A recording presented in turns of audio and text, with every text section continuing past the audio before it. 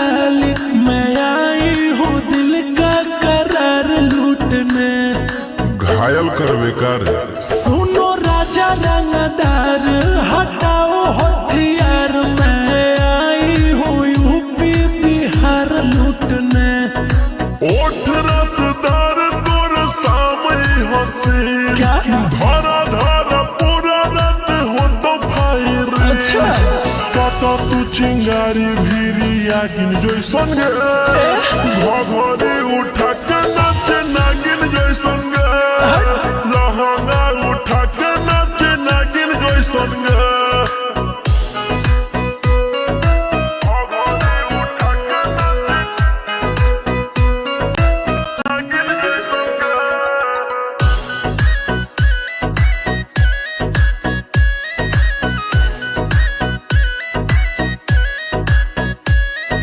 बंद खजाना से हो तो नहीं भेट रे, रेट ये बाप पूरा हो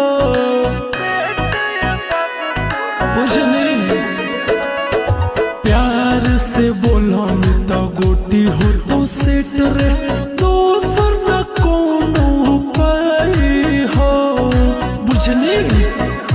लेके पैसा के गाड़ी दे छुएले जो ना गे, सब धन तोरे हो उड़ैले जो ना गे। सचो आँख न देखाओ हमरा बागिन जैसन गे, घघरी उठा के नाचे नागिन जैसन गे, लहंगा उठा के नाचे नागिन जैसन गे।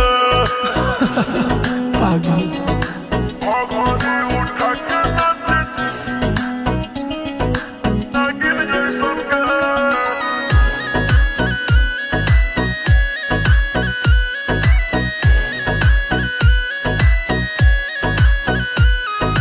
काहे के छुही बिजली के तार रे, पानी जवानी के झोर जइतो।